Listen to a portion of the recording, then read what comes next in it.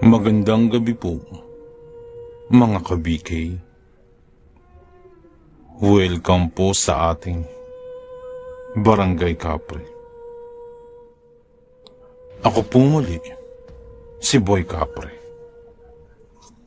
At isa na naman pong kwento na mula sa tunay na pangyayari ang ating ibabahagi.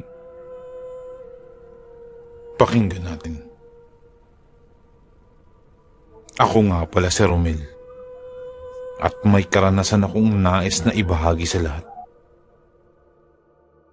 Ito po ay tungkol sa kung papaano namin nalabanan ang mapanghasik na aswang na sumugod sa bahay. Buntis pa si mama nun at tarantang-taranta, lalo na't kami-kami lamang sa bahay nung mga sandaling yun. Pasado 6:00 pa lamang ng gabi, sarado na ang bintana at pinto ng bahay. Balot na rin si mama ng pulang damit na pinaibabawan pa ng itim. Nasa higaan na rin siya at nagpapaantok na lamang. Sa mga oras na yan, gumagawa pa ako ng project at iba pang gawain sa eskwela. Kadalasan kami lang ng nanay ko ang naiiwan dahil lumawas ang aking ama sa ibang bayan para magtrabaho. Aaminin kong hindi ko gusto ang lugar na tinitirhan namin. Bukod kasi sa masusukal na gubat, ay parang abandonado ang lugar. Layo-layo pa ang mga bahay-bahay at napakamakipot ng daan na tanging tao lamang ang makakaraan. Bago pa kami nakatira dito, ay doon ako sa mga lola ko nakatira. Ang totoo niyan, ang mga lola ko ang nagpalaki sa akin dahil nagkaroon ng hindi pagkakaunawaan ng aking mga magulang at naglayo sila ng landas ng mga panahon yun. At dahil doon ay nadamay kaming mga anak. Lumaki akong malayo ang loob sa aking mga magulang. Kaya nga lamang, noong mga nakaraang taon, ay nakipag-ayos ang aking ina sa aking ama at kinausap din ng aking ina sina lola na nais na niyang magsama-sama na kaming pamilya. Naunawaan naman yun ng aking lola. Ako naman ay wala akong magawa dahil mismo sina lolo at lola na ang nagpauwi sa akin dito. Ngunit pagkadating ko pa lamang dito, ay gusto ko na agad umalis. Kagaya ng nabanggit ko, ay para akong nasa kaibuturan ng kagubatan sa lugar na ito.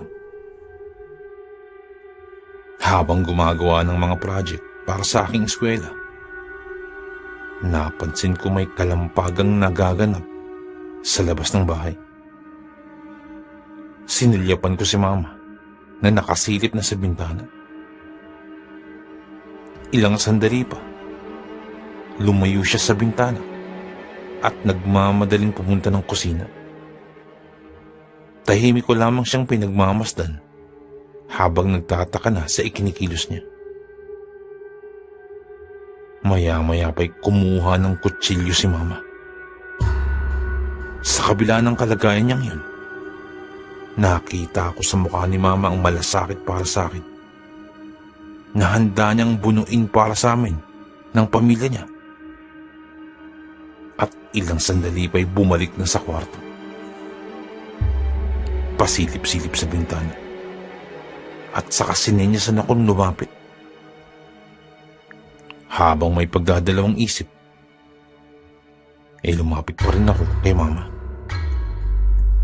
Nagulat pa ako nang sinabi niyang sumilip din daw ako sa bintana. Bagamat nakakaramdam ng takot, sinunod ko si mama. Sa puntong yun, nakita ko ang gustong ipakita ni mama.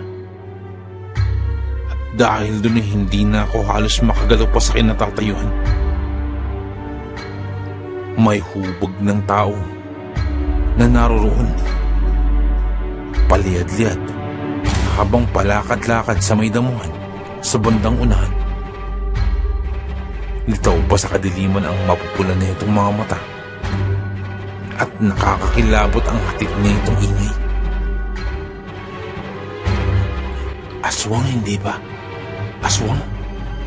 Kumpirma pa ni Mama. Napalunok na lamang ako at mabigat ang mga paang lumayo sa bintana.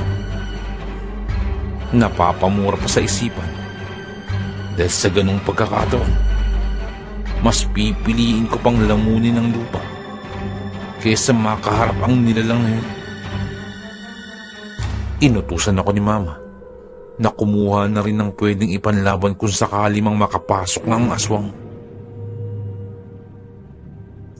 Natatarantang tumungo naman ako sa kusina at nanginginig pa talagang mga kamay ko habang naghahalungkat dun. Kahit bumalandra na sa aking harapan ng itak at iba pang patalim, hindi pa rin ako makapakali hanggang sa napatingala na lamang ako dahil may bumagsak mula sa bubungan. Sa lakas pa ng pagkakabagsak nito ay hindi tuloy matukoy kung anong bagay yun. Kaunti na lamang at maaari nang magiba ang aming yero. Maging si Mama sa mga sandaling yun ay hindi ko na marinig na umiimik. Mas naglikha ng ingay ang nasa itas na kung anumang nilalang yun. Palakad-lakad ito at napakasakit sa tenga ang hatid na ingay. May kumakalansing na tila ba nagsasalpukang mga bakal. Ilang sandali pa'y natigil din ito bigla.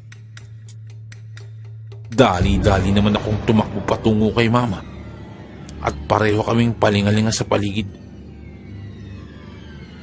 Muling sinilip ni Mama ang labas. Wala naman na raw siyang nakita bukod sa kadiliman. Nag-antay pa kami ng nag-antay ng ilang minuto pa. At saktong kakalampas lamang ng 5 minuto, muli na namang umarangkad ang kakaibang ingay na nanggagaling lang sa malapit. Kahit nasa malapitan lamang ito, mahirap tukuyin na kung saan nga ba talaga ito nagmumula. Para kasing umiikot-ikot ang boses at nahihirapang hanapin ang pinagmulan. Hindi naman nagtagal. May kumalampag sa bintanang malapit sa pintuan. Kapwa kami natahimik ni Mama at napatitig na lamang sa bintanang rumihistro na ang parang palad.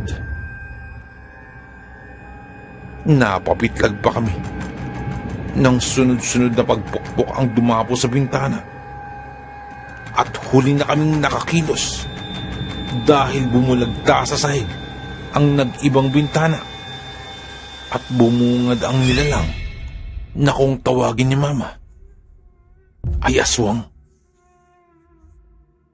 Sa maniwala kayo o hindi, para itong bumabad sa tubig na may uling sa sobrang itim ng kabuuan. Bahagyang mapupulang mga mata at hindi maipagkakaila ang matutulis na mga kuko. Nagtataglay rin ito ng amoy na sobrang sangsang at malansa pa sa bulok na isda. Umatungal ito ng umatungal. At kagayang-kagaya nga ang huni na ito sa naririnig namin sa paligid. Nakapasok na ang kalahating katawan nito at nagsusumikap na ipasok ang buong katawan pa. May kataasan naman kasi ang bintanang yun namin, kaya mahihirapan na kung sino mang dadaan at kabilang na ron ang aswang na ito. Kumakapit ito sa kahit anong pwedeng makapitan upang masuportan ang lakas niya at tuluyang makapasok. Nang mabalik sa ulirat, Napansin ko na lamang na itinulak ako ni Mama sa kanyang unahan at sobrang lapit ko na talaga sa aswang. Naisip ko rin na sa pagkagulat lang ni Mama kaya niya ako nagawang itulak. Ngunit halos mapaos-paos ako kakasigaw nang makapitan ng aswang ang suot kong pangitas. Inilalayo ko ang aking mukha habang sumisigaw ng saklolo. Nagpupimiglas ako sa abot ng aking makakaya. Sa kabilang banda naman ay tarantang-taranta na si Mama at hindi na nakapag-isip ng tama. Binuksan ba naman niya ang pintuan sa likod at tumakbo palabas. Nagsisigaw at humihingi ng saklolo. Nakita yun ng aswang kung kaya't dali-dali ako nitong binitawan at ibinaling ang pansin kay Mama. Hindi ko rin naman hinayaang mangyari ang hindi dapat. Kaya kahit may pandidiri akong nadarama, ay pilit kong inakap ang aswang at pinigilan ng todo-todo. Nakapikit pa ako at gustong-gusto ng bitawan ng aswang. Subalit iniisip ko, si Mama. At nasa labas siya. Hindi pwedeng makawala ang aswang. Dahil paano na lamang si Mama ang magiging kapatid ko. Subalit hindi umubra ang lakas ko sa lakas ng aswang.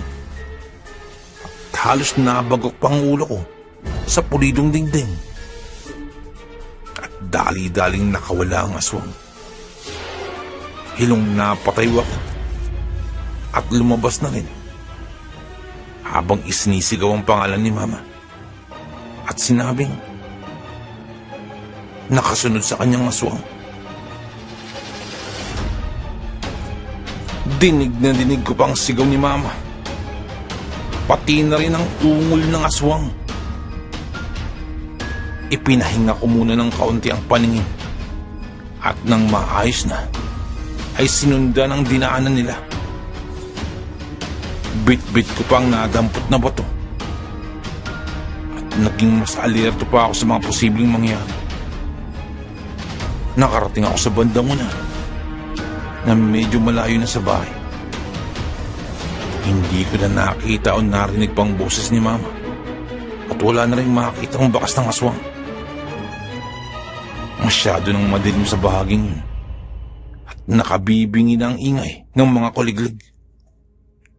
Nanginginig na nagpatuloy ako sa paglakad. Panay pa ang pagbuga ng hininga ko. Hanggang sa nagulat na lamang ako nang makakita ng nakahandusay sa unahan. Hindi ako nakakilos agad. Dahan-dahan ang nanginginig ang mga luha. Sa hubog na yun parang kilala ko. Ito lang ibang pumasok sa isipan ko. Kung hindi si Mama yun. Na hindi nalalayong baka na biktima na ng aswang. Lalo pat may likido bumabaha sa ulunan at tagiliran ni Mama. Nilapitan ko si Mama at napakapalood na sarapan nito. Paulit-ulit ko na sinambit ang ngalan ng aking ina. Ngunit nagulat na lamang ako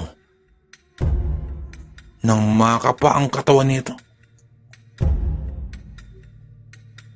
Isa itong lalaki. Hindi ito si Mama.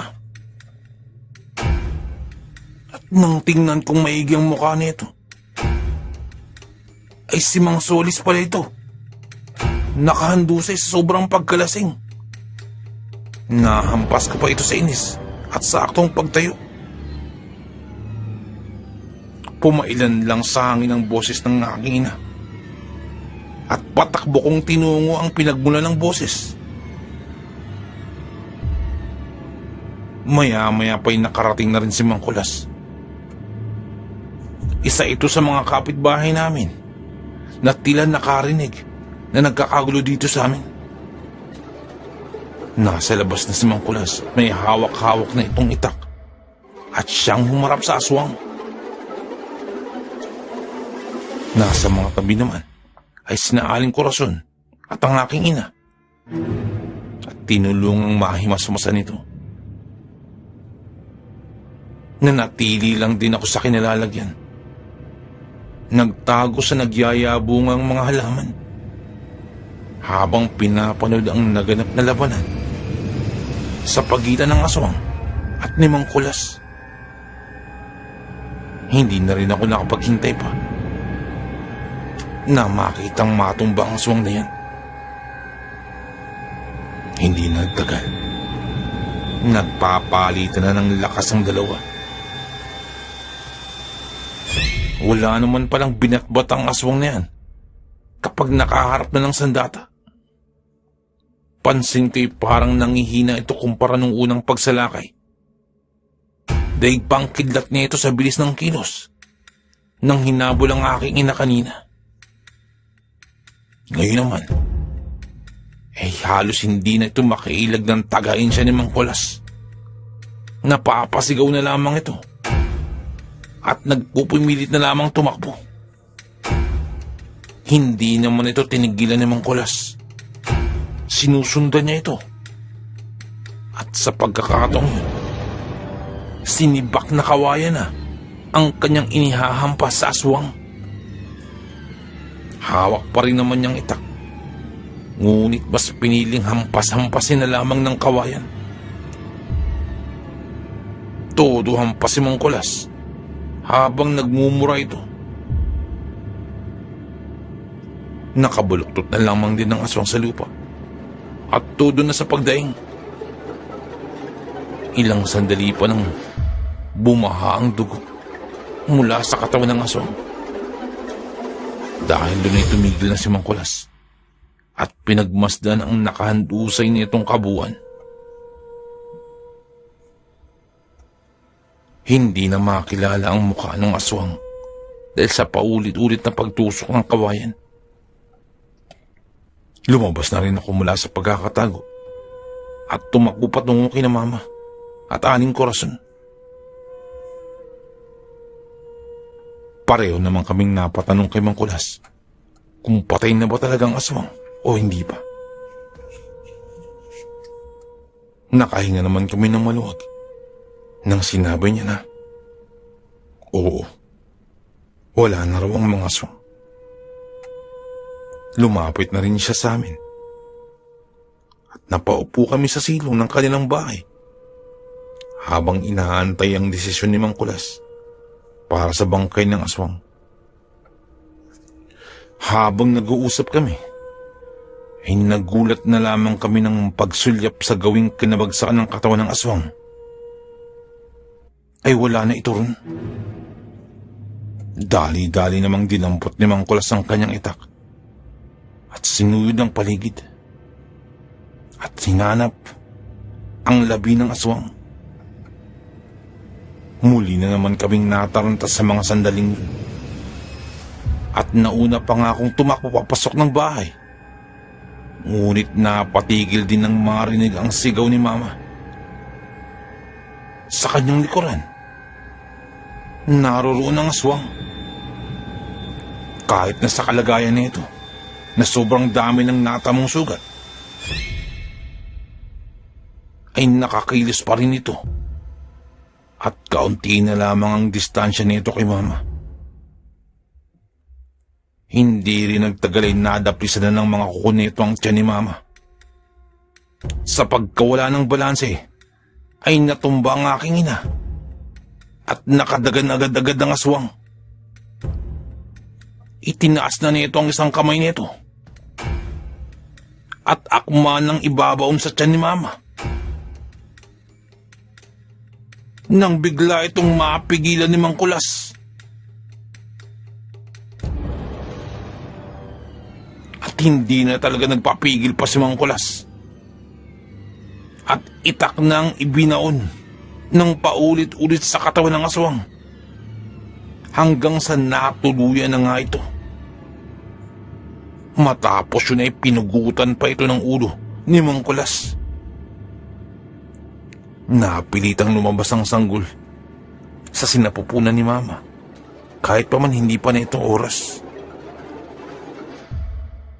Sa kabutihang palad, Hindi naman naging masama ang kalagayan ng sanggol at ng aking ina.